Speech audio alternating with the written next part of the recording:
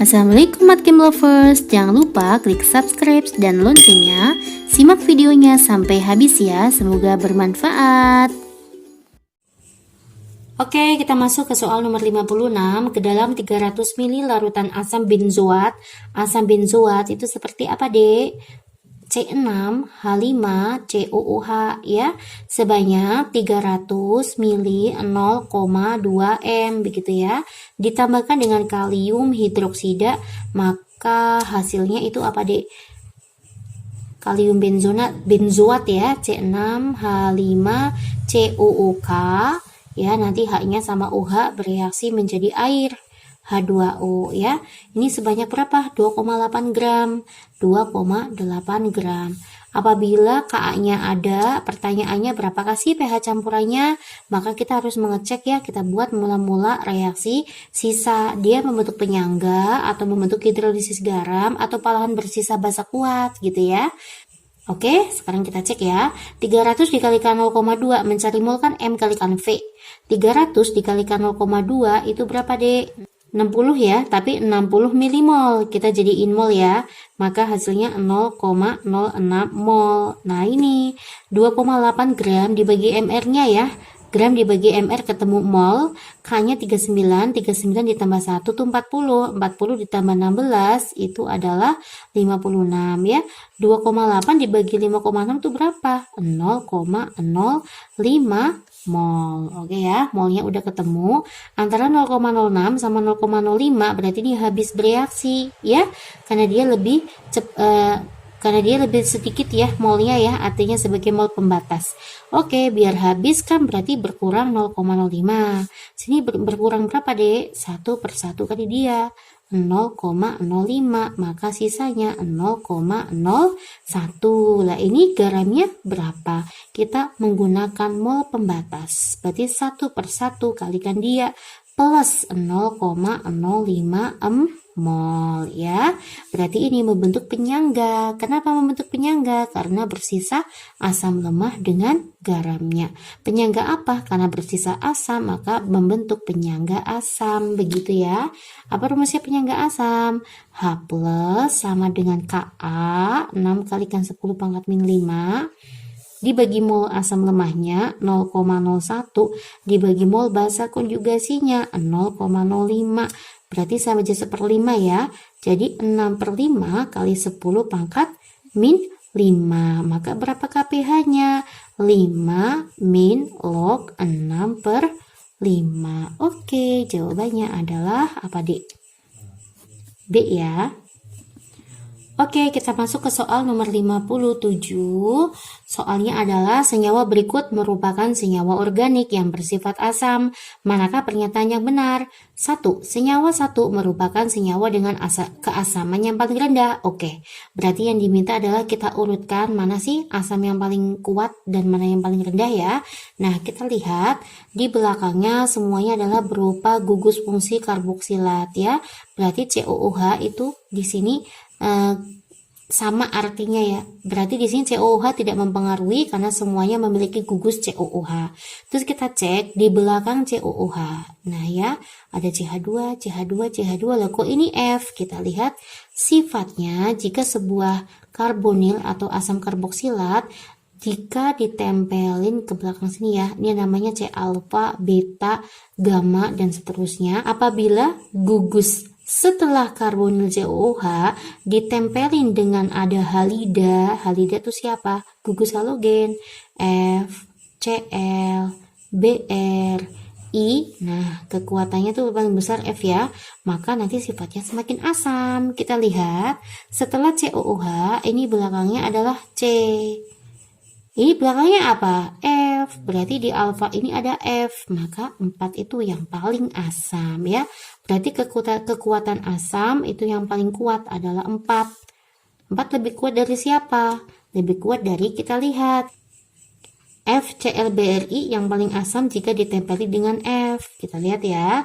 Ini FClBr. Maka 4 lebih besar, lebih asam daripada 1, lebih asam daripada 2, lebih asam daripada 3. Begini. Oke adik ya. Nah, maka jawabannya apa nih? Apakah 1 itu keasamannya paling rendah? Salah. Asam paling rendah adalah 3. Berarti 1 salah ya. 1 salah, maka 3 jelas salah. Apakah senyawa 2 lebih asam daripada senyawa 3? Betul ya. Karena 2 betul, otomatis 4 juga betul. 2 dan 4 itu jawabannya adalah C.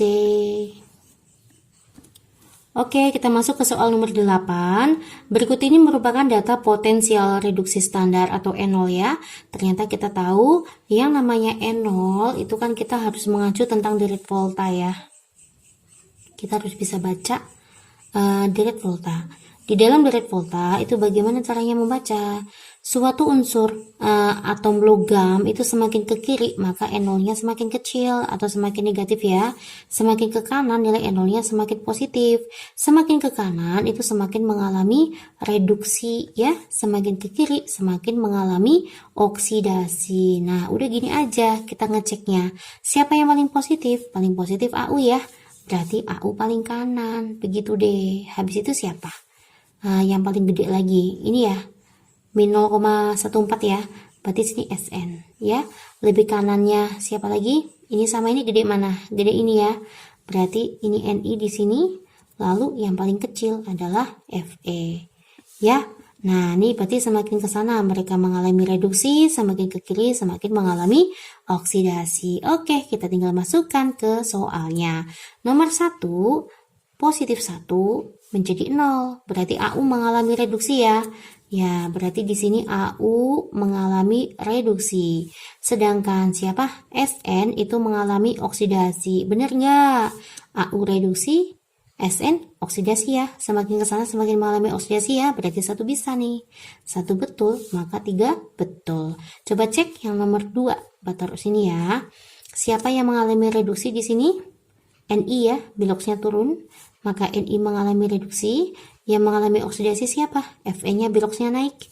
Maka oksidasinya Fe. Sesuai nggak? Apakah Ni di kanannya Fe? Betul ya. Ni di kanannya Fe ya. Maka dia spontan juga. Oke. Yang ini coba. Yang mengalami reduksi siapa? Fe ya. Biloknya turun ya.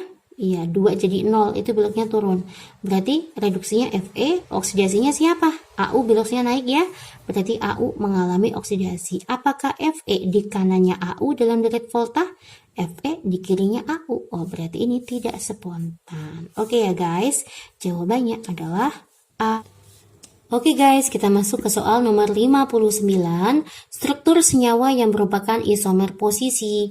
Isomer posisi itu apa sih? Isomer yang memiliki rumus molekul sama tetapi letak gugusnya berpindah. Yang tadinya misalkan contoh gugusnya di C kedua pindah di C ketiga, tapi rumus molekulnya harus sama ya. Kalau misalkan C-nya 5 ya 5 semua, C-nya ada 4 semua. Itulah isomer posisi. Kita lihat dulu jumlah C-nya aja ya. Ini C-nya berapa? Ada berapa nih? Kita lihat 1, 2, 3, 4. Ada 4 C. 1, 2, 3, 4, 5. Jumlah C-nya beda, maka rumus molekulnya juga beda dong. Maka 1 salah, 3 jelas salah. Oke, kita cek ya. 1, 2, 3, 4, 5, 6, 7, 8, 9. 1, 2, 3, 4, 5, 6, 8, 9 ya tadi ya. Sama 6, beda dong rumus molekulnya. Udah, salah lagi deh. Kita cek nomor 4. Pasti 4 betul ya. Ya, yuk kita lihat. 1, 2, 3, 4, 5. Kalau Mbak jabarkan kayak gini. 1, 2, 3, 4, 5. Penomoran terdekat dengan gugus ya. Maka C-nya dari sini. Di C ke-1, di C kedua, berarti di C kedua itu ada gugus karbonil, di C kedua ada gugus keton ya, ini ya. Lalu kita lihat dengan siapa dia? 1, 2, 3, 4, 5, C-nya sama-sama 5 ya. 1, 2, 3, 4, 5, 1, 2, 3, ketemu gugus, 1, 2, 3 juga ketemu gugus, maka di C ketiga itu ada gugus. Inilah isomer fungsi yang tadinya berada di C kedua ya, kok pindah C ke 3. Inilah isomer posisi ya, isomer posisi. Oke, maka jawabannya hanya 4, yaitu D. Oke, last one. Kita masuk ke soal terakhir nomor 60. Spesi yang terdapat dalam KCN jika dilarutkan dalam air maksudnya ya. Kita lihat KCN adalah suatu garam yang mudah larut dalam air. Kalau KCN di dalam air otomatis dia akan terion. Jadi apa? Jadi K+ dan Cn-. Oke, yang ada K+ sama Cn-nya betul. Maka 1 betul, 3 jelas betul. Cn- betul ya? Iya. Apakah terbentuk senyawa KCN? Dia akan terion, akan menghasilkan ion, bukan senyawa. Kalau ini terbentuk senyawa KCN itu artinya dia tidak terion. Salah ya? Maka poin 4 salah. Oke, molekul HCN dari mana Mbak? Dari sini nih. Cn- itu mampu terhidrolisis oleh air. Ya, menghasilkan apa? Menghasilkan ini terion jadi H+ dan OH- ya. Nanti Cn- sama H, maka jadinya HCN. Sorry, sininya lepasnya OH-. Begitu. Oke ya guys, maka jawabannya 1 2 3 itu adalah A. Terima kasih teman-teman atas perhatiannya. Jangan lupa klik subscribe dan loncengnya. Simak pula video Matkim Privat lainnya ya. Semoga kalian sukses selalu.